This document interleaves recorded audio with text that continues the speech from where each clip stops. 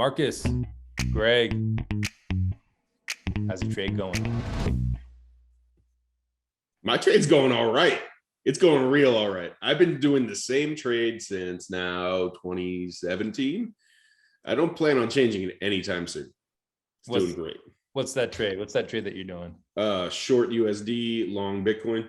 Ooh, short the bankers, short the USD. Are you short euros? I'm short all the fiats, but Okay. I don't have any exposure to euros. I was short fiat. Short fiat. Yeah. I think you're the only one. You and Marcus are the ones exposing yourselves to euros. I'm glad you finished that sentence. Right. I don't know what else it could mean. So. Marcus, what's up, man? What's up, guys? You got a new Avi up in here. What's going on with that? Yeah, I forgot to change it back, so apologies. So we just have an M for Marcus today. But yeah, trade's going all right, man. Same as always. All right. That's what I'm talking about. My trade's going good too. You guys didn't ask me, but it's going good. It's the same trade. So welcome everybody. This is Bitcoiner's Guide, the show we wish we would have had when we first started learning about Bitcoin. So we made it for you. We're here joined today with a special guest, as you can tell, Mr. Greg Zaj, one on Twitter, makes the dopest memes, makes the worst memes, and he's also a genius, higher IQ than Richard Hart. So it's not hard to do. It's not hard. We probably all have higher IQs than that guy. He's just a brag. Yeah, I think so. So we are your hosts, Greg Zaj, Big Sean Harris, and Plan Marcus. And to timestamp and price stamp today's show before we get into it, today is Monday, May 23rd, 4:45 p.m. here in the Mountain Standard Time. And Bitcoin's current price is $29,156 and some change, down about 3.75% in the last 24 hours. I was wondering where that nasal went. You should run with that nasal noise the whole way through. Should I roll it? I mean, you clipped it. You had it at the beginning, you had it at the end, and then there was the middle part. The whole way. Yeah, like prank them. $24,000, like whatever. I did that because it reminds me of like like news people when they're like, and I'm Steve Johnson from KNBK.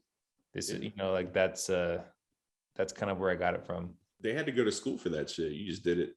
I just do it right off the cuff. Normal. Watch freak. News. Yeah, it's freak in nature. Yeah, that's what they call me on the basketball court. What about the background? What about this background? Do you like it? Is it? I'm a big fan. I know my kids are big fans of the new background. They informed me that Sean was having a dance party at his place. It's always a dance party. I said, he has a great time over there. What about you, Marcus? Yeah, I see you did a little brand change. I had to change up my brand a little bit.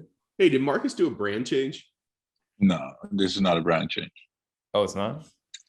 No, as you guys have seen, I'm not that sophisticated with the branding stuff, but it was just a temporary picture for another meeting I had. So okay. Are you having much success with your brand change? Yes. Are you? I don't think the brand has changed, actually. It's been the same, pretty consistent. Yeah. I like consistency. Oh, you mean it looks like you grew up. You were a child before. Now you're just a capital letter. Okay, yeah. Small to big. It's just this one show. It'll be gone. Maybe Sean can replace my my original Avi over the over this stream. No, it's too much editing. Too much editing for me to do. My background will be like this, like every 2 weeks. So 2 weeks on, 2 weeks off. And I'm not telling why. So you guys can just figure it out. You can guess. How would you? Okay, so something new before we get into the Bitcoiner's Guide tip of the week. How was your guys' weekends, man? What you guys been up to? What do Bitcoiners do over the weekend? Marcus? Whew. It's not been a typical weekend. I've been doing a lot of stuff in the house, packing boxes. Yeah, going to the gym. Is that because nice. Bitcoin's price has fallen? You had to sell your house or what? No. Okay. Cool weekend. Dude, you totally got me caught off guard on that question. I told you before the show. I was gonna ask you about your He told you. I told you before the show I was going to ask you about your weekend, so I didn't catch you off guard. That's not true. All right. So here's the story, right? Where I'm gonna be leaving the Netherlands. I think I tweeted it out as well. I don't like to talk about it too much on air and that kind of stuff. But I'm moving, so that's super exciting, right? So a couple of months more, and I'm gonna be leaving this country which I lived in for many years, and that has to do with the Bitcoin price. Not that it's dropping right now, but it has to do with the Bitcoin price because Bitcoin provides freedom and in many levels. So yeah, I'm feeling good. I had a good weekend, but it's been busy. It's kind of like transitioning to like this goal that we're working towards. So it's not a typical weekend. I don't know. It's been fun. A lot of work to do, but good mindset. Yeah. Why are you leaving? Why are you leaving Amsterdam or the Netherlands? Well, he said he was transitioning, so I want to make sure we're using the right pronouns. Shut up with your damn pronouns. What are your pronouns, Marcus? Bitcoiner? I have no pronouns. I don't even know what pronouns are. No. So we can't even talk to you. Plan is his pronoun. You can call me whatever you want. As long as we call you. Oh. So Greg, what's your weekend been like? Oh, my weekend has been. What does the weekend of a genius memer look like? I couldn't tell you. Because I'd have to kill you. No, I had a good weekend. My wife left with the kids on Sunday to go visit some family. So, okay. You scared me again. I'm glad you. When you say your wife, is that? I'm assuming. I don't want to assume any gender here, but is there a question coming? What are your wife's pronouns? Oh, right. Yeah. Thank you, Sean. Thank you. She usually uses "fuck you, Greg." Is her preferred set of pronouns. That's understandable. Oh, it's good. They bounced. They're out for the week, going to visit some family, and the house is exceedingly quiet, and it's weird. Okay, all right. Weird. Used to have a bunch of kids running around. Good time to jump on Bitcoiner's Guide, dude. What do you mean? Exactly. That's how I figured I'd make the best of it. Yeah, that's awesome. Cool. Great. Well, you coming to premiere pod. You guys never ask me questions. You don't ask me how my trade's going. You don't ask me how my weekend's going. Well, I mean, I don't care. I finished talking like 2 seconds ago, and then you started complaining again. Is this the whole show format? Is you just ask questions and then complain that nobody asks you the same questions? Yeah, Marcus doesn't ask me. This is the show. This is the show you wish you had. Yeah, this is the show that I wish I would have had when I first started learning about Bitcoin. All right. I'll roll with it. Look, it's real simple, right? We're just going to be talking about Bitcoin every week, the news, trying to get whatever seed planted in like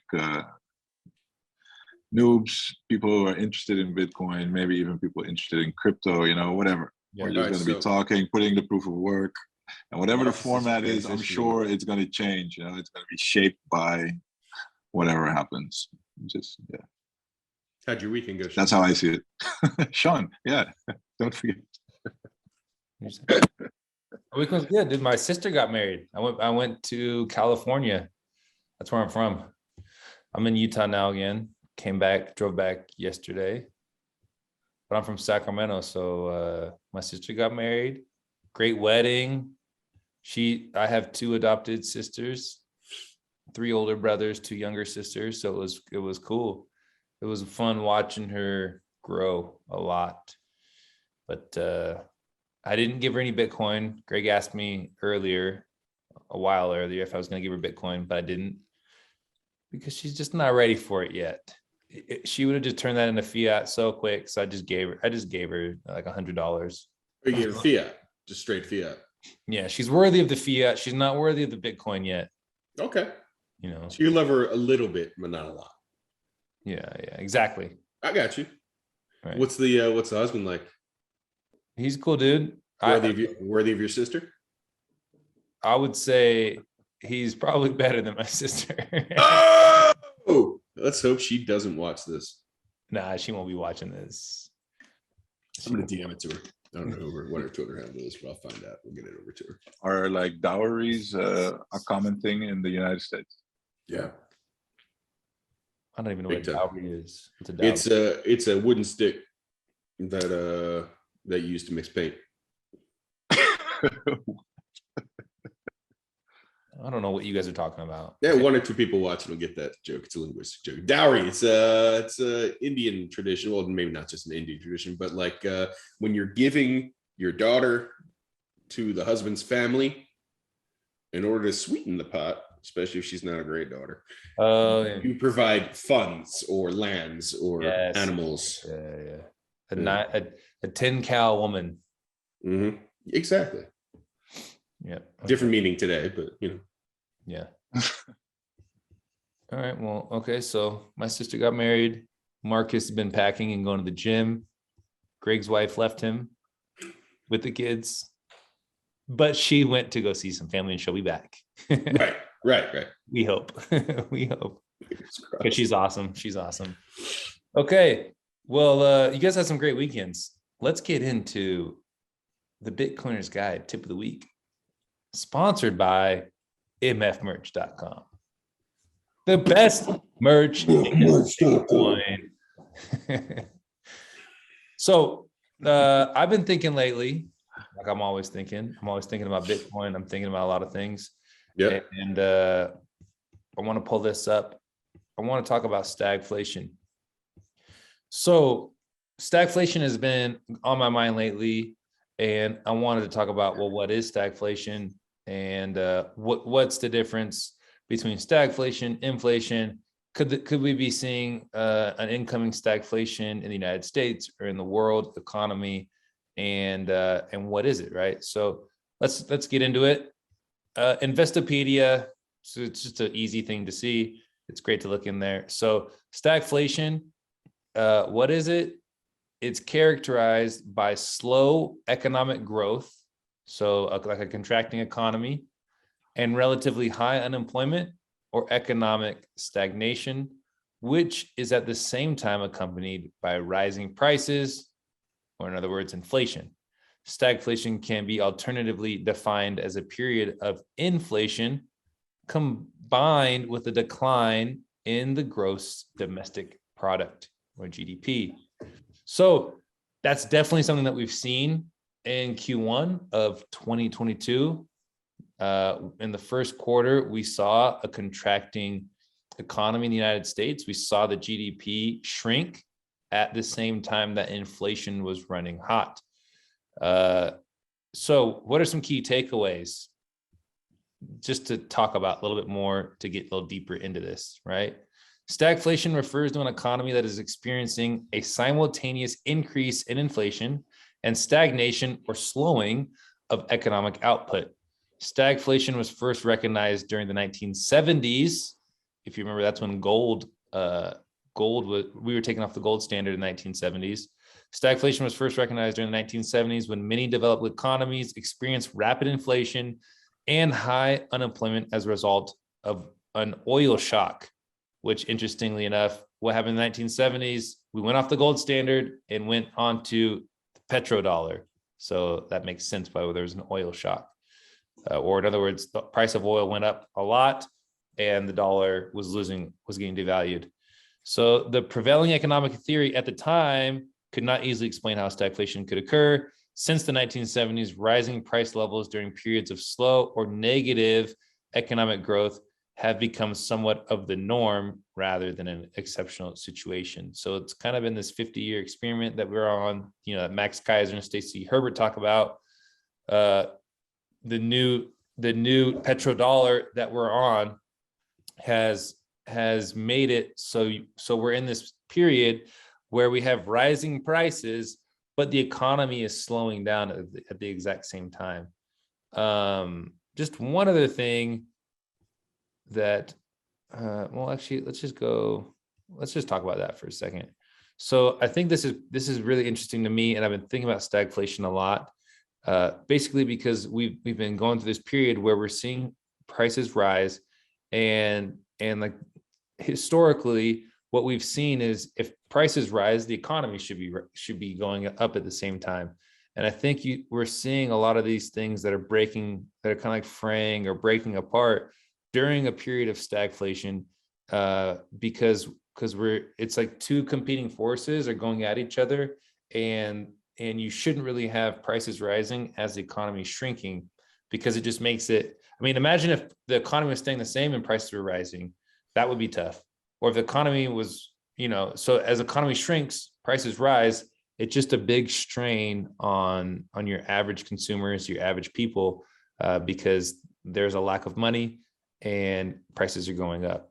Have you guys been seeing any of this going on around you, or what are your thoughts as we enter in, another period? What are your thoughts on stagflation? I guess I should say.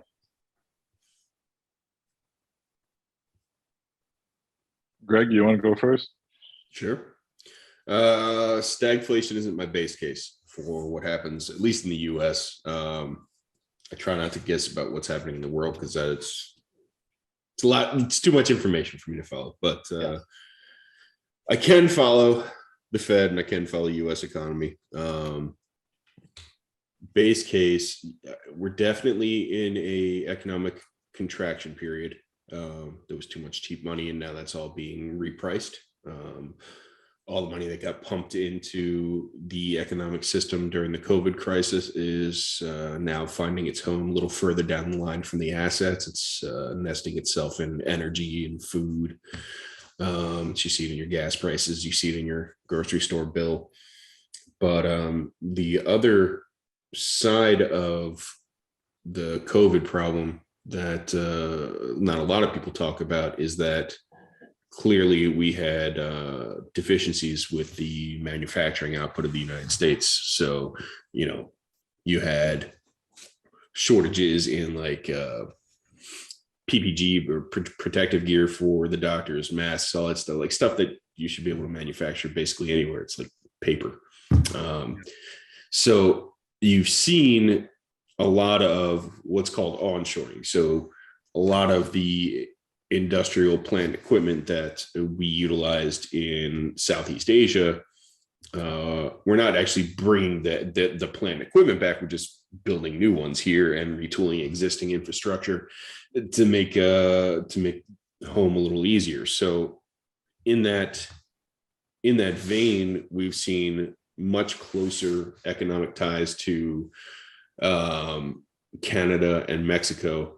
Canada is a great energy supplier, and Mexico has the demographics and cheap labor to supply, better than China can, finished goods, we'll call it, and not like high value added finished goods. So I mean, they're way better than China. So like in China, it's really hard to find plant equipment that can make you semiconductors that are of high grade, or build auto plants. So like Tesla has a lot of problems getting the cars manufactured there.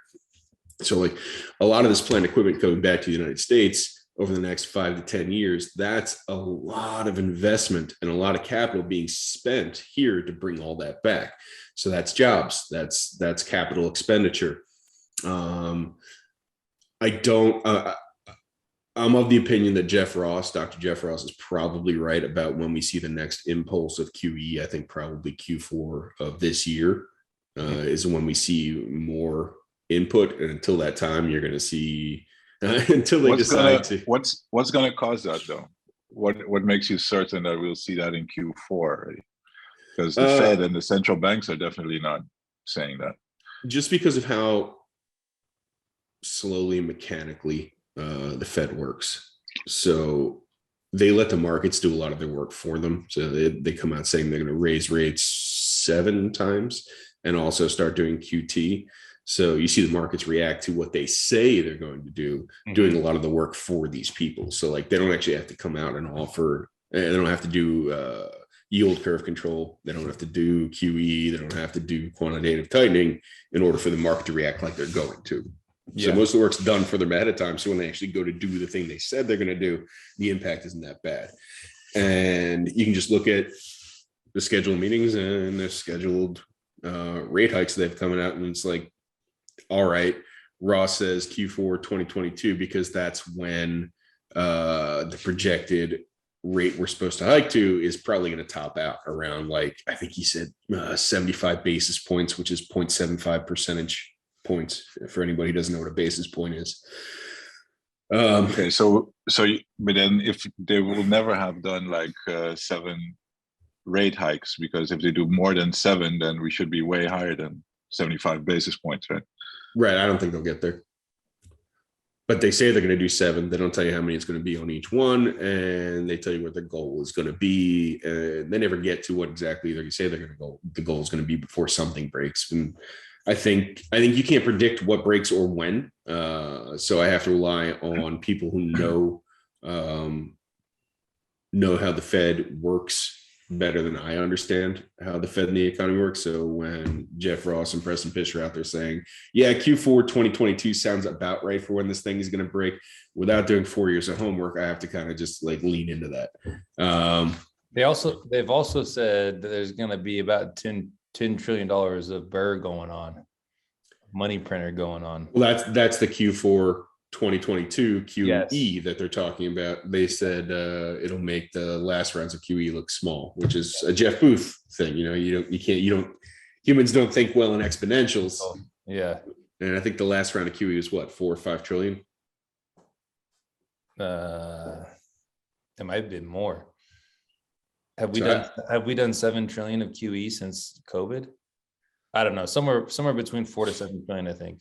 Well, GFC 2008 financial crisis, that was like 750 billion, right? And then by the end of it was like 1.3, and now the Fed balance sheet's a little over 4 trillion, I think, right now. So we're talking 3x, 4x on the next jump. If that pattern holds. So you're not looking at stagflation. You're looking at, we're going to go through some rate hikes, and then the market's going to probably top out. I think if there is stagflation, it happens over the next couple of months until Q4. So we're looking at like 3-4 months of stagflation maybe before they have to start pumping liquidity back into the market. Yeah. My whole thing, and we talked when we did the live show with Nick Baccia, was, can you raise rates into an inflation or into a recession? I think that's like a really interesting thing that we're going to see play out, because the Fed is basically pinned up against a wall where they're going to have to, they're raising, it almost seems, and I'm not sure. They've got dual mandates. What? They've got dual competing mandates. Exactly. You have to have price stability and full employment.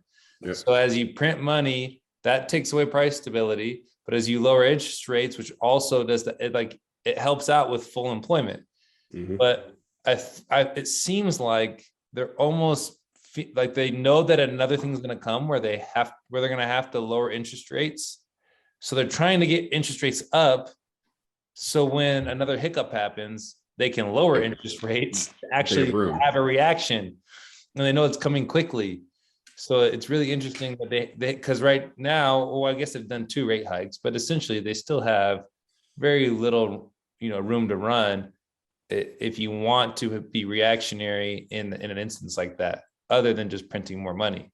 So I think maybe that's also another reason why, the Jeff Rosses and Preston Fishes are saying that there's going to be a huge QE coming. Well, that's not even taken into account. All right. So one of the weird and interesting things that I've learned recently is that you all clearly are aware that there was a Russian invasion of Ukraine, and that the West, specifically NATO countries, are sending them a shit ton of weapons. We, the United States, have gone through already 1/3 of our entire stockpile of javelins and sent them over to Ukraine. And then javelins, it's an anti-tank missile. Okay. I was like, you carry it, and then they're going melting out there. Well, we've also run through half of our supply of Stingers, right? So like, as an industrial society, we have a short memory of how much ammunition and material goes towards fighting a full-scale European-style war. So in the last, let's call it month and a half, we've gone through a third of our javelins and half our stingers, which is the material these people use to conduct their defensive war. You have to, and the last time America made an order, our government made an order for stingers was like 2 years ago. Like, you don't even have the electronics available. You have to retool. You have to redesign the weapon and then retool the plant and equipment to make use of new semiconductors to actually like make this thing. So in order to like conduct the war that they're doing over there, we have to retool all that shit too, and then send it over. So I mean, it's not all that said, just to say it's not just yield curve control or a failing stock market that we're going to have to print our way through. We're going to have to print our way through retooling all this rearmament. And as anybody who understands finance knows, war ain't cheap. We're gonna have to print through a struggling and fraying supply chain. A war supply chain, food supply chain, semiconductors. So Greg, are you saying that the war is bad for the US economy? The US economy is fucked one way or another. It's a fiat based piece of shit. I'm just saying that the war in Ukraine is going to lead to more printer go burr. Whether that's good for the economy or not. I mean, the US economy is a lot of our industrial plant equipment goes towards making more materials anyway. I mean, you're ridiculous if you don't think that that isn't a giant part of our economy. What are you guys' thoughts? What do you? Oh, go ahead, Marcus. No, go ahead. Well, I want to. No, you go ahead. Okay, you go ahead. I will go ahead. Look at us. Look at us. What's your thoughts on money go burr, money printer go burr, as a Bitcoiner? Well, he doesn't get the stagflation question. Dude, the stagflation question is way too complicated for me, to be honest. I know we have inflation, obviously, and that ties into your question, Sean. You know, money go bird. To me, inflation is caused by inflation of the money supply, you know, and then we try to measure it by looking at the prices of different goods and stuff. But, you know, it starts with inflating the money supply, and that's, to me, the real inflation. And I don't even know what the official number is, you know, but Christine Lagarde just had the ECB chart shown to her, and it was funny to see. I mean, what was the number? Like 8 trillion, like the balance sheet it grew beyond 8 trillion euros. Yeah, it was large. It's, So to me, that part is inflation. Then employment, I never really know so much. Okay, so employment is high, employment is low. To me, that's an important sign of a healthy economy, right? You don't want like very high unemployment rates because that's obvious, right? So sure, we look at employment. And what was the third part? Rising? A contracting economy. Right. Yeah, and how do you measure that? Is that, you said that's measured in GDP? Yeah. And how is GDP measured again? It's the gross domestic product of any country, based off of their. So like, it's the amount of goods and services being sold on a domestic level, right? Yeah.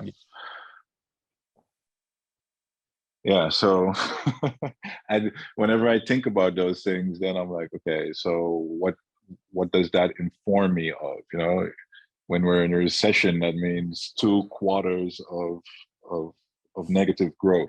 Okay, so then you're in a recession. But what does it mean? It means so much different things to different people. What does it mean to Bitcoin? What does it mean to, you know, where are we going with that question? I guess the biggest thing to me when I think about stagflation is we'll go back to Jeff Booth, right? Where he talks about when we're in a society that is based off of technology, and technology means efficiencies, which efficiencies means deflation, and we have an inflationary currency. Those are competing forces, right? We have to print more money more and more money to cover up the deflation in the technology that we're creating. And I look at stagflation, I look at it the same way. We have an economy that's shrinking and we have prices that are going up at the same time. So you have less access to money, and at the same time, prices are going up. So it's just like a double kill on. Okay, but on you your said regular citizens.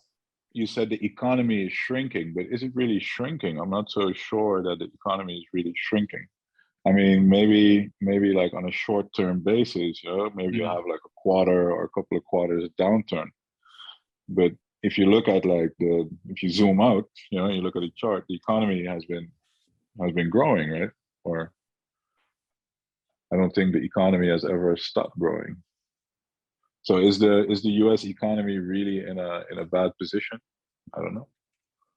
Well, I mean, if you look at what a recession is, I mean, we're halfway into a recession basically right now with the GDP shrinking. That is the economy shrinking. Yeah, it can look just like from the optics, oh, the businesses are moving, all these things are going well.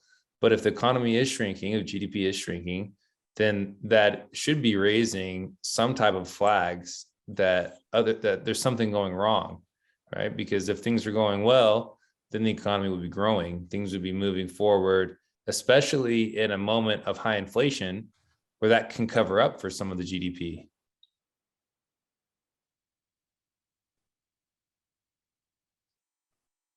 But either way, so going back, right? We were just talking about the money printer going burr. What do you guys think about that? Like, as the money printer burrs as a Bitcoiner. So if there was no Bitcoin and there was no sound money, I would think money printer go burr kind of sucks. But as a Bitcoiner, does that change your mind at all? Or does it matter as much? Or is it more just like a meme that we can just have fun with because we know that it's just that much closer to the dollar going into high inflation or hyperinflation, and puts us that much closer to a Bitcoin standard? I want to echo Jeff Booth in that you brought up a little bit of what he said earlier about how technology creates abundance, right? So technology is a forcing function on human productivity. The longer we develop technology, the more productive people can become, the more abundance that there is in the world, period. Things get cheaper. Printing money is the exact opposite. Printing money is a forcing function on scarcity. Yep. So you have more and more money chasing the same amount of goods, things become scarce. It's bullshit. So when you talk about whether or not money printing is a good thing or a bad thing in the lens of Bitcoiner, one of the things you have to keep in mind is that as they print that money, people's lives around the world get infinitely worse. Yes. Infinitely, measurably worse every time they print money. So it sucks. And the only way out is buying and holding Bitcoin to store the value of your energy through time and space. Can't be confiscated from you, can't be debased. Holding it doesn't hurt anybody else. Like there's no cost of holding. There's no cost of holding. There's no moral cost to utilizing the system like there is to now utilizing the US dollar system. You think about the countries that are sanctioned, all right? Russia, the entire country supposedly can't do business in USD. Like, what does that do to the Russian population? Sure, it hurts the oligarchs and Putin, people who are at the top trying to pay for their war. But the people around the country that utilize Western banking systems in general, they're fucked. Their quality of life didn't go up. No. So printing money is a double-edged sword. Number one, it brings us closer to a Bitcoinized world. But number two, there are costs associated with that. And I don't think it's smart to ignore them. I kind of think about it like Marcus always talks about this, right? In The Big Short, when the dude says, just don't dance. Like, we know that what's happening is inevitable, right? All fiats have failed. All fiats have died. They've all gone through hyperinflation. The US dollar, the euro is no different. And so I look at it like, it's inevitable. It's going to happen. I shouldn't necessarily root for it. I shouldn't dance when it does happen. But when it does happen, it helps us get the word out more about Bitcoin. When people feel the pain of inflation is when they make the change to actually study money. And when people don't feel the pain, when they think everything's okay, then they don't study the money. And so I think that's like the only reason why I like Money Printer Go Burr. Obviously, as the money printer burrs, more people, they figure out what Bitcoin is, they invest more in Bitcoin, they save more in Bitcoin, number go up in Bitcoin. So that's great. But I think the biggest reason is that as more people, as inflation actually hurts people, then they're drawn to figure out, well, where am I really supposed to save my money? And where am I supposed to save my wealth? And what is money? What is money? They start asking, what is money, right? Why do I look at the dollar, the euro, or whatever as money? And why can't Bitcoin be money? Or, why do I have this crazy friend in Utah or wherever, in Holland or in Florida, telling me about Bitcoin all the time? And so I think that's just something, like when we hit 8.5% inflation, gas prices are through the roof. It's easier for me to go, tell my friend as they complain, well, you should take a look into Bitcoin. You should get some just in case it catches on, like just all those little things. It becomes a lot easier for me.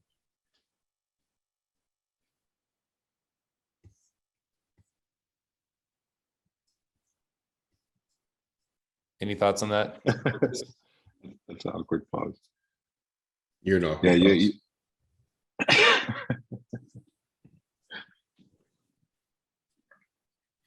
Dude, I have so many thoughts going on right now. I can't even pick one.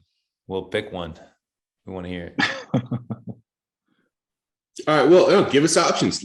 Let's pick 4, Marcus. What are what are the topics of your thoughts, Marcus? Option A, option B, option C, and option D. And I'm option having 5. a total blackout. Sorry. Well, 2 seconds ago you said you had so many thoughts. Bring them back. Did you lie to us a little bit? Bring them back, Marcus. Bring them back. You lied to us. Forgive me. This is like the weirdest. This is the weirdest. All right, so here's another thing. So we were talking about GDP earlier, which is another bullshit fucking metric. What does GDP measure anyway? Fucking PMI. ISM. Well, anyway. So I looked at the stat. The financial services industry contributes 8%. Contributes? The financial services industry in the United States makes up 8% of the GDP. Okay. But think about, like, what are they making? Right? What's the service? Yeah, exactly. So 8% of our GDP is just somebody. It's fees, and somebody typing in a number into a spreadsheet. Like, yeah, 8%. So 8% of the US GDP is bullshit right off the top of the right off the top. That's crazy. What I got lost in this thought just now is that the United States prints a ton of money, right? Europe also does that. We're number but one. all these other countries outside of the US and the Eurozone, like especially like developing countries, I don't really understand what they've been doing and were they able to print as well. Because what you see now that they're reversing, they switched the lever somewhere in early this year, maybe late last year, they started like communicating that they would, like in December and January, they really started like decreasing the amount of burr. And now they're threatening with rate hikes and stuff, so like they're switching the lever back around. And for some reason that causes like a lot of currency problems in the rest of the world, right? And like you see the demand for the dollar like goes through the roof right now. We're almost at like euro dollar parity. And I can't really figure out exactly what all the mechanisms are there. But yeah, it's so that's what I was kind of lost on, like how is it that the US prints a shit ton of money at the same time, like energy prices go up, they shoot through the roof. People will say it's because of the war and it's because of supply chain, but what actually caused those energy prices to go up? Why is energy? Is it because during lockdown we were using less fuel and stuff? And now all of a sudden that we like reopen the economies, and people were allowed to fly and travel a lot more again, then all of a sudden that peaked and that caused a supply chain issue. And how fast will it come back down? There's so many variables at play. Yeah. Crazy. Any thoughts on why the energy prices go up? Do you have like a... The easiest one? It's real simple. You just had 10 million barrels a day go offline in Russia. Scarcity is part of it. Right. Yeah, obviously. And yeah, nothing's safe right now. None of your trade routes are as safe as they were 6 months ago. So, you can't. And I've said this to you guys before. You've got the number 1 and the number 5 wheat producers in the world at war, and the port that they send most of the oil and the food out through is under blockade. So, like, most of the food and energy that the world, or a large chunk of the food and energy that the world uses and consumes, isn't getting out or isn't being made. Period. Yeah. On top of that's the simple answer of more dollars chasing the same amount of goods and services. Yeah. And it's really weird, right? So like these higher energy prices, they cost other countries a lot more, right? Because any country that doesn't use dollars has to like switch their currency into dollars, and they have to actually pay for that energy and the oil. While the US gets the they have to pay dollars for it, right?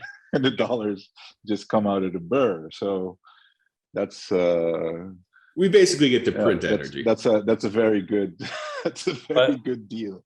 But the European Union also, these countries also have a central bank where they can print money and swap that for dollars as well. They can print their local currencies and swap it for dollars. But they can't buy oil. They can't buy oil, but they can buy dollars with their printed currency and then buy oil. Right. Which increases the demand for dollars. And if there are less dollars going around, now you have more euros chasing less dollars, and more dollars. What happens then is then the dollar appreciates against your local currency. So if you do that, it's basically it's a carnival game. It's a checkmate position. It's like, I've got you like pinned down on the mat. What are you gonna do? It's like but then you have like Bitcoin up above, from hanging in the rafters, like watching the dollar take out all these other currencies. And when it's done doing that, then Bitcoin comes in and just smacks the dollar down.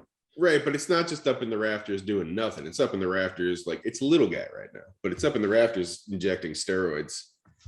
Yeah. It's doing bench press. It's squatting. It's getting ready for its main show. The HGH.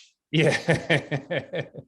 It's waiting for the rest of the countries to start buying it up. I mean, we have El Salvador, who holds it, obviously, who's really just openly putting it in their reserves. And did the Central African Republic actually like say that they have reserves, or that they're adding to their reserves? I mean, they made a legal tender, but did they put it like on their balance sheet officially? Do your own research, Marcus. Yeah, I don't know. Well, you guys follow all the news, right? It's all in French. It's hard to read. This is the news show. I'm a guest. This is not how you treat a guest, Marcus. We didn't talk about that pre-show, Marcus. We got to fact check that. No fact checking. Right. Who fact checks the fact checkers? It's the real question. The Ministry. Anyway, so now we've got these 42 countries, that are interested in like, this could be good because it's a different currency. It's going to be global, so it'll probably come from those countries first. We've speculated a lot about how will it play out, but we're now seeing again like how it's actually going to play out. Because you see, where does the interest come from first? It's all these smaller economies that are basically with really weak currencies. Well, they've got nothing to lose. Right. So What's the worst thing that's going to happen? They have to take out another IMF loan at ridiculous rates, and again, those who are hurt by inflation, those who are hurt by the existing monetary system, are going to be the first ones to make a move to Bitcoin. Whether so it's going to be a better system. It's going to be a better system. It's going to be a better system for them. Just like I said. Yeah. Greg said it first. Go ahead, Marcus. Greg, shut up. No, Greg is right. I should have shut up. I got excited. Going to be a better monetary system. Okay, so stagflation, inflation, Q2, Q3, Q4. We're using a bunch of words, whatever. Is there going to be more burr? Yes, of course. There's always going to be more burr. Are rates going to go up? Probably. And then they'll go back down so they can say that they did something when we go through another hiccup in the markets. So, who knows? That's the Bitcoiners Guide Tip of the Week. Let's get into the news of the week. Okay, starting off, what we've been seeing lately is just the further, in the words of Plan Marcus, the further dissemination of the altcoin space. Every single day, there's been some new altcoin that blows up, rug pulls, goes to zero, rug pals, and you're seeing new Bitcoin Maxis are getting minted every day, whether that's from the Luna thing, UST, or it's from some other thing that's going on. There's the scammers that cry and say, be nice to us as we scam. And we're not going to be nice to people who scam. So here's Raul Pal. This guy literally tweeted, I remember he was Bitcoin everything, right? I'm irresponsibly long Bitcoin about a year and a half ago. Then he flipped to, Ethereum's chart is exactly the same as Bitcoin's chart. So I'm going to just go irresponsibly long Ethereum. Then he goes, show me your top 10 list of altcoins, and I'm just going to invest in those. And then he goes, why would you ever invest in Bitcoin? You should just invest in altcoins because altcoins run harder in the bull markets, and in bear markets, you want to be in stable coins. So the dude is just Fiat Maxi, and he doesn't understand Bitcoin. We thought he once understood Bitcoin, and we've now realized that he doesn't. He's almost got 1 million followers. So he's there to scam a lot of people on Real Vision. Be aware of scammers. This was his tweet, right? It is so sad to see Twitter dissolve into angry people. Value your commodity investors, BTC Maxis, and other non-pragmatists, all screaming at anyone with different views. This is just investments, not a philosophical justice war. We all have different views, and it's okay. Be nice. So snake oil salesman. Snake oil salesman. It's the guy who's telling you, who's ripping you off, and then you get mad at him for him ripping you off. Then he goes, dude, you got to be nice, man. What's society without being nice? Nobody knew this was going to zero. Just be nice to me. Yeah. As Bitcoin Maxis were calling that these things are going to zero. Yep. So here's my question. Corey Clipston in particular. Corey Clipston's been on a tear. He's been killing it. Shout out. On a fucking tear. Shout out to Corey Clipston and Swan Bitcoin. You guys are killing it. Here he comes. Also, so here's my question. Are Bitcoin Maxis and Bitcoiners, is it a cult and religion, or is fiat and scamming the real cult and the real religion? Okay. What do you guys think? I don't like your question. Okay, Marcus, answer it because Greg's not thinking. He's over there tweeting. I don't like your question either. Not tweeting. Is Bitcoin a cult and is it a cult or is a religion? Yeah, or is fiat the way that people defend fiat and these altcoins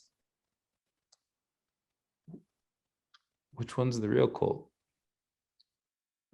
Yeah, I don't like to think both. in cults, because Bitcoin isn't a cult, right? Bitcoin is a protocol, and whatever's going on in this little space called Twitter, Bitcoin Twitter, crypto Twitter, or whatever, it doesn't define Bitcoin or where it's going, because Bitcoin is an open protocol. It's from everybody, so nobody defines.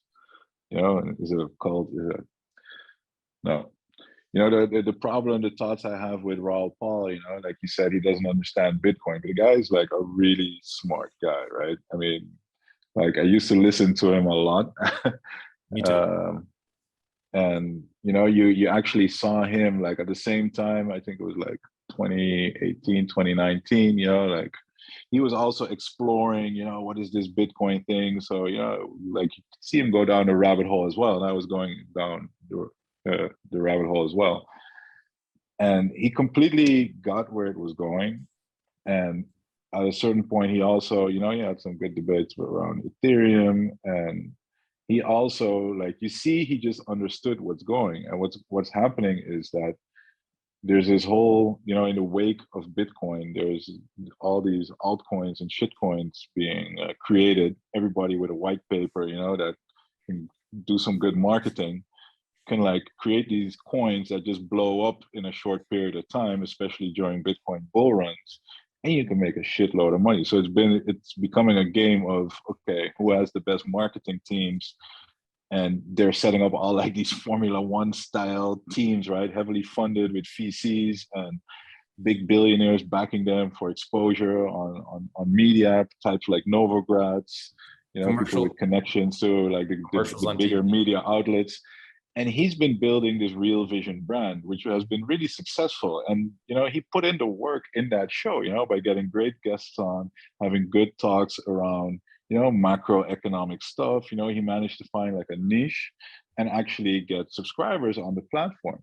Now he discovers this whole Bitcoin crypto thing, and he's like, wow, like I can totally monetize this, because all these VCs, they want to pay to get on my show. They all want the attention of this audience that I've built up. And he knows very well that most of these coins, and he calls them investments, right? He knows that they're very risky. Yeah, they're investments. He's completely aware of Rafael. that, but they're very, very, just like the exchanges, they're very lucrative for him, right? Yeah. So, and he just very obviously made a very well thought out decision of how he's going to play the next couple of years, or actually these past few years. And you saw that when he announced Real Vision Crypto. I subtitled it for people who can't read through the lines, but yeah, that's like the unethical part of it, right? Because you're saying, no, it's just investments, and come on, there's more than Bitcoin. People can look at these things and they can do their own research, and we're just going to talk to them. But in the meantime, they're getting paid heavily to promote all these projects, which, he probably might even have some investment in them. I don't know. I'm speculating here. I shouldn't.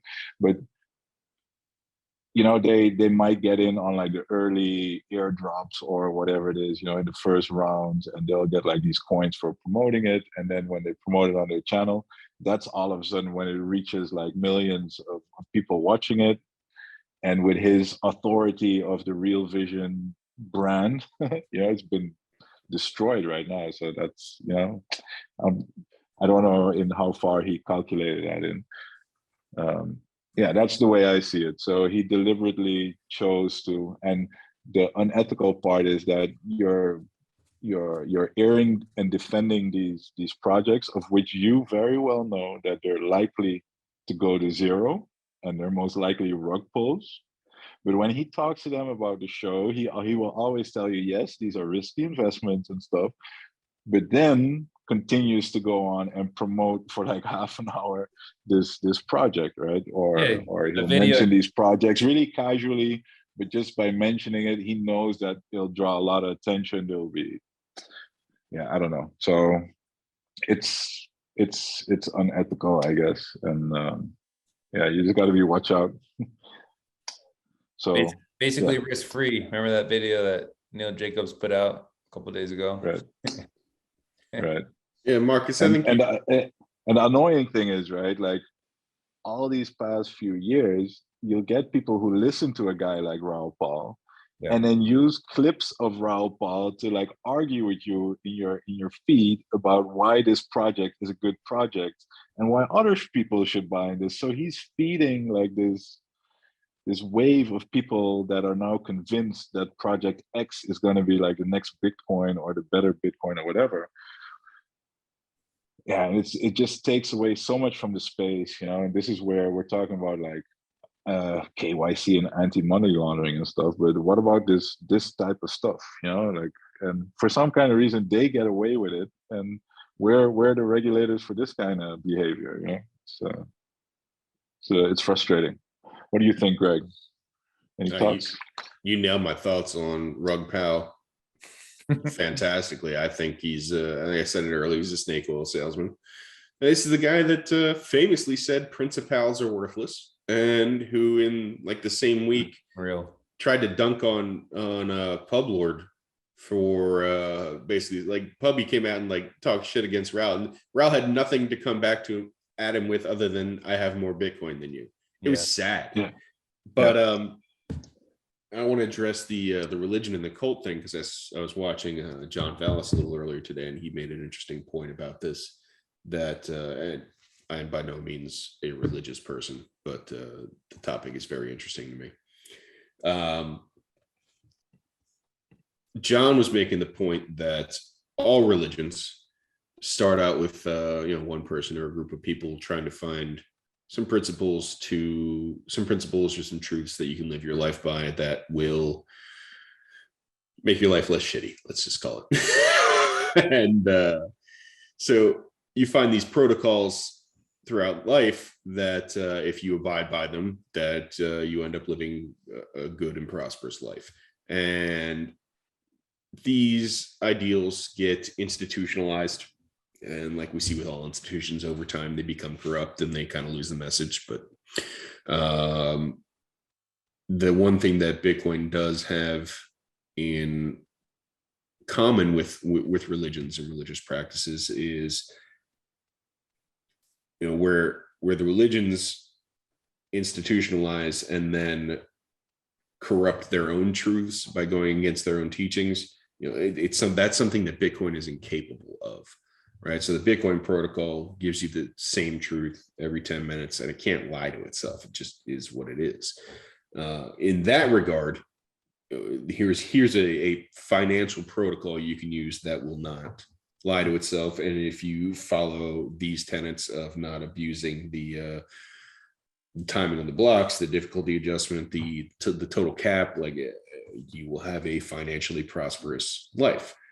And from that jumping off point, you can see a very similar vein to how religions start, how cults start. So I get the comparison and the lines that are being drawn. But I mean, Bitcoin and Bitcoiners are not a religious sect or cult, and Bitcoin's not a religion, but it's definitely a protocol for truth. And it's definitely a protocol for living your life in a financial way that you're going to finish it out ahead of anybody who's not using this protocol. Yeah, I agree. I think the great thing too with Bitcoin is you can hop in and you can hop out whenever you want. And no, you can't. You can't hop out. Don't hop out. You better not hop out. We'll kick you out of the cult. You're out of here.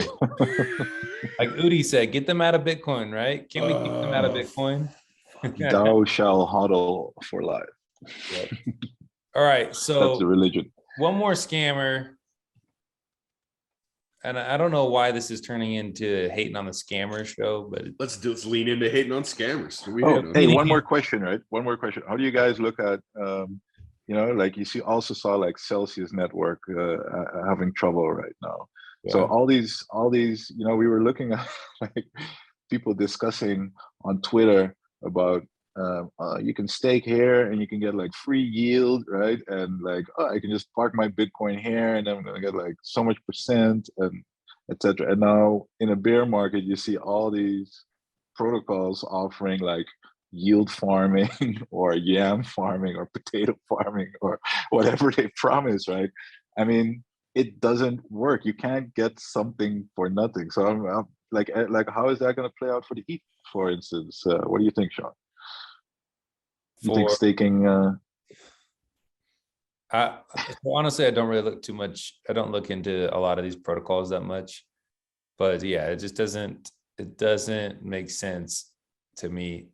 If you already have a protocol that's the best money ever created in the world, you don't need to fix it, right? And I think that's the biggest issue. Is there's two classes of people that you come in that will see, that I'll normally see, that make altcoins. It's either the scammers, because they know that they can say, you like Bitcoin, buy my altcoin, whatever, or right, or it's the devs. Some dev will come in, some software developer, and they don't understand money, but they understand like backends, how to create a cryptocurrency. And so they don't understand why Bitcoin has its certain trade-offs. And so they go, well, it needs to be faster on the base layer. Let's just make it faster. Okay, boom, here you go. Faster. This is a Bitcoin, but it's a faster Bitcoin, right? So I think and then you got, oh, well, now we need to make it so, we can just get interest. We need to get interest off of Bitcoin. So, okay, so we'll create our own altcoin and we'll stake that thing. But they don't understand the trade-offs of why or why not it works. So, there's just trade-offs to Bitcoin. The scammers and the devs, they don't understand why. They don't understand yet. They haven't done the work. And if you tell them they haven't done the work, they get mad and then they call you toxic. So, you know what? Just do the work, be humble. Don't get over leveraged. Don't buy altcoins. Don't sell your corn. Don't trade your corn. Don't short the corn. Okay, Richard Hart. Look at this guy. He just tweeted this. When was that? Earlier today or yesterday?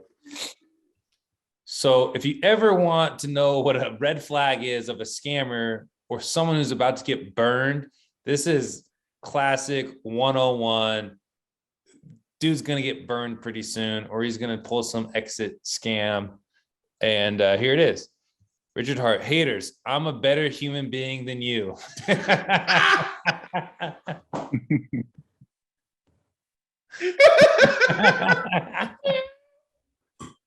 All right, go on.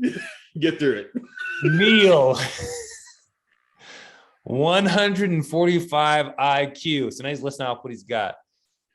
He's got 145 IQ, $9 million in watches, $2 million in cars, world's largest diamond. That's not been verified. Red Bull can PP. He's talking about the size of his Johnson. $27 million raised for charity, 10,000x asset, called Bitcoin top 2 times. I make people rich. Learn from me. World's largest free airdrop coming soon, or coming to Ethereum. Dude out here, first of all, he didn't call the Bitcoin top twice. He was crying on the internet when he lost everything back in 2017, 2018. So we definitely didn't call that. Dude's just a scammer. When you do good things, you don't gotta toot your own horn. When you do good things, other people toot your horn, or they won't. And you'll feel good inside because you're doing good things. I'll put it this way, man. Like, I'm sure some of you out there watching this know some, let's call them heavy hitters in the world. People who are worth a lot of money, or people who have done a lot of hard or interesting or exciting things. Like, if you're good at what you do, you don't talk about it. These people shut the fuck up, right? So like, one of the first red flags you'll ever see with a scammer is somebody like bitching about, or not bitching, saying like, I have the highest IQ, I have the most expensive watches, I have the most expensive cars, biggest diamond, I have a giant penis. Like, yeah, like what is this giant? What would a penis size do with my anything? immediate thought is like, that's all a lie. Immediately, the first thing come to mind is like, oh, okay, everything he's about to say is a lie. Okay, cool. Let's go. if you got it, you don't say shit. That's been my experience in life. All the heavy hitters I know wouldn't say shit like this. No, not at all. Marcus, What do you guys make of, like, for instance, like the XRP army guys? I mean, sometimes I have like XRP army guys in my feed, and they're like, I will literally hold on like for the next 10 years. They're never selling. But it's like, don't they look at like, I assume they're all bots. what are they expecting? I mean, all I'm seeing is like, there's like this base of like 20 cents or something. It goes up to like $1.20, then comes back down to 20 cents. Now it went back up to like above $1, and then it comes back down to 20 cents. So is that like,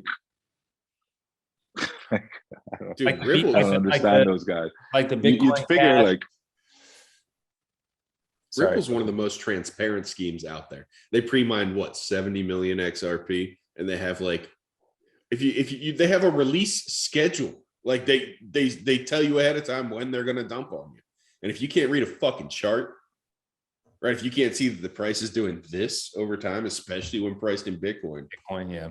I don't know what to tell you. So like when I see XRP army guys out on Twitter, the only thing I can assume is they're being paid. They're either being paid or they're like super like what's his name? The dude who's got Mac Dre in his, he's a big Bitcoin casher. You know who Mac Dre is? Yeah, you know what I'm talking about. On Twitter, he's got Agorst in his thing too, but it's not what's his name's brother. It's not Guy Swan's brother. Sally Mayweather. Oh, the Agrist, Sally Agrist. Yes. What about him? He's a huge Bitcoin casher. I found that out recently. really? Yeah, he is.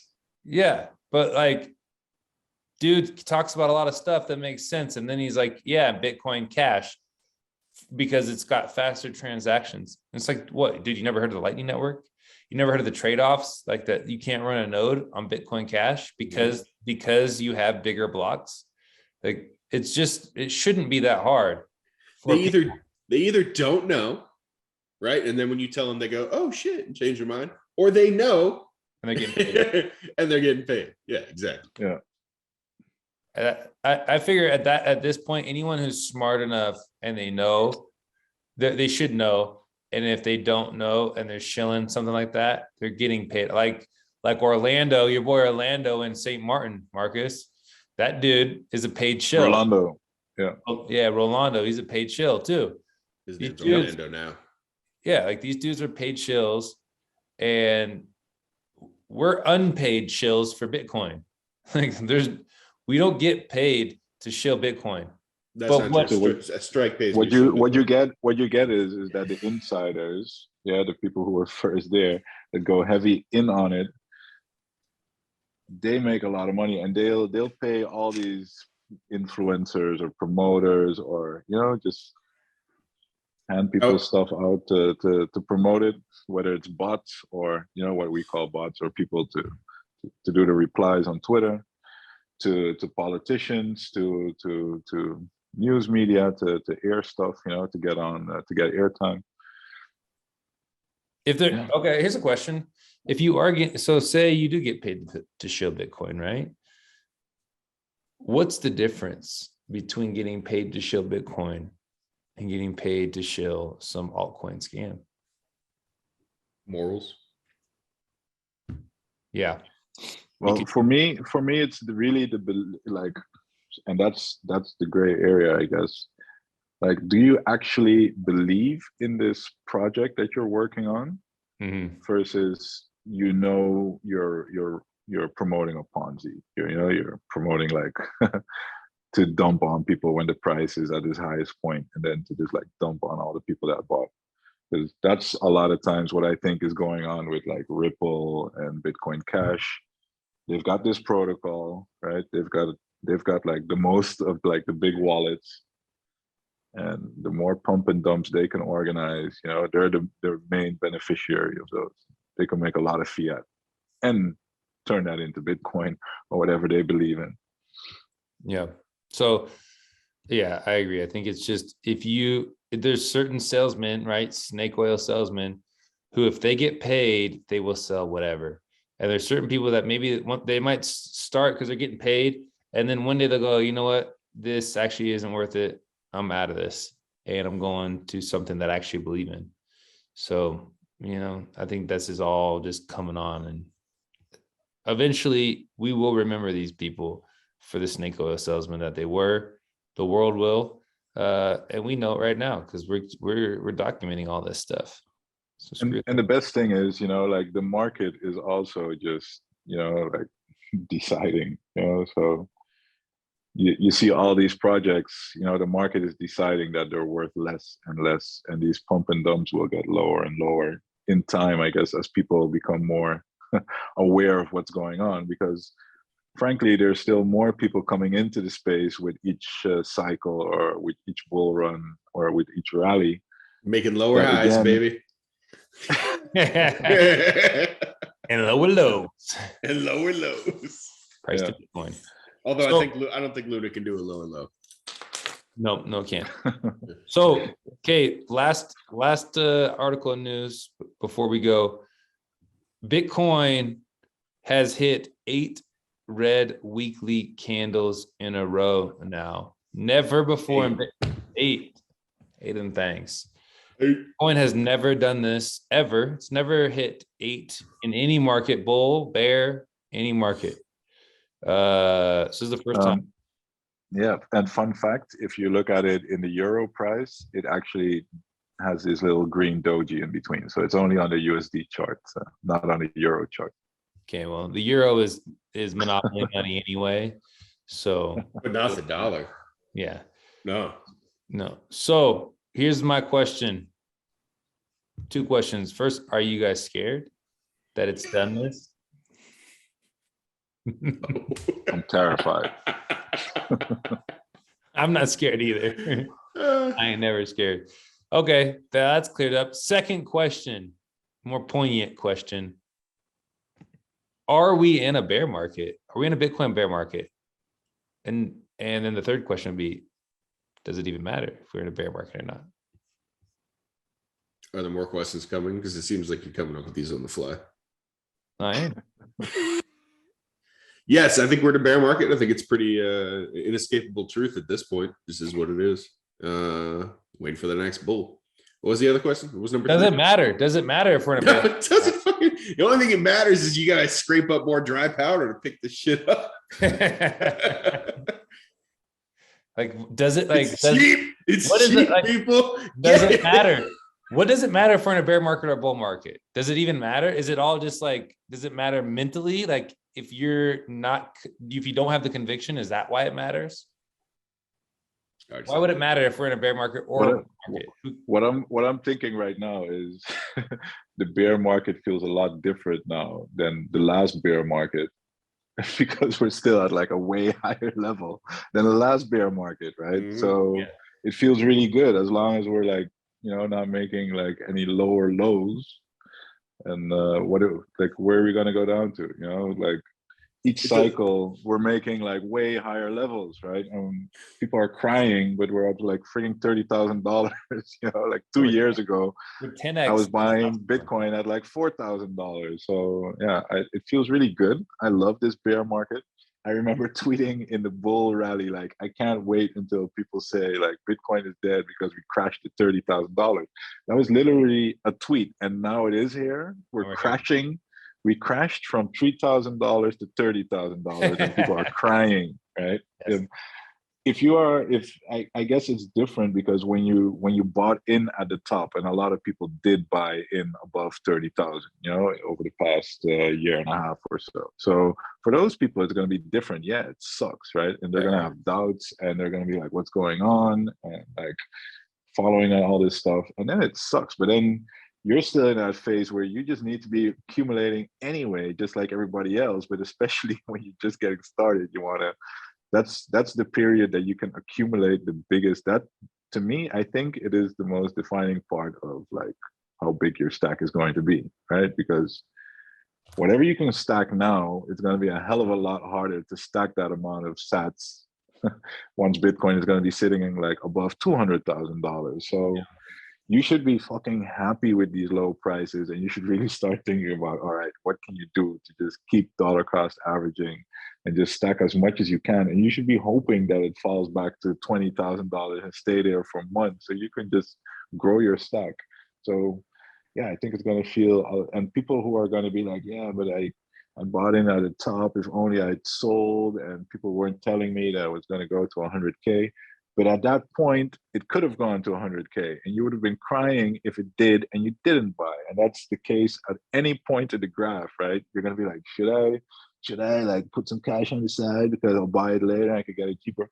You don't know what the next candle is going to be ever. So the best thing to do is just DCA, in my opinion, and just focus on where are you going to get like the fiat from to build your stack as high as possible.